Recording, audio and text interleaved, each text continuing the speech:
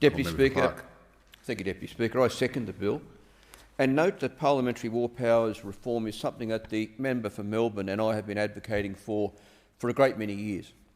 Deputy Speaker, in Australia, the Prime Minister alone can send the country to war, which is dangerous, unnecessary, outdated and out of step with the practice in many parliamentary democracies, including the United States, the United Kingdom and a number of countries in Western Europe. And, Deputy Speaker, we have seen the gut-wrenching impact of this in the dreadful and ongoing consequences of the 2003 invasion of Iraq.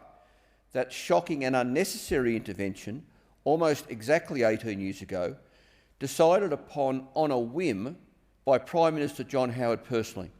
It was a war based on a lie, and this parliament must ensure it is never repeated. Deputy Speaker, the decision to deploy troops overseas is not one that should be taken lightly. It affects all of us, not just the Defence Force, and should be made by the parliament and not just the Prime Minister and his mates.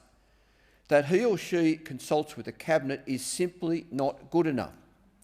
After all, the decision to resort to deadly force is one of the most significant decisions any government can make. It's not some politician's plaything, but instead a decision requiring the most stringent scrutiny.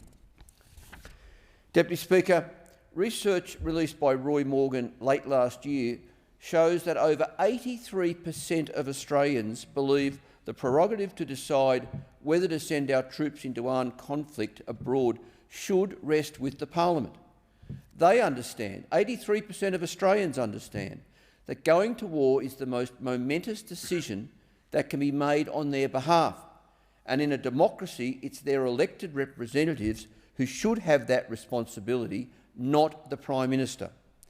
So I say to all members, please listen to the Australian people and support the member for Melbourne's private members bill, because some things should be above party politics, and it's undeniable that war powers is one of them.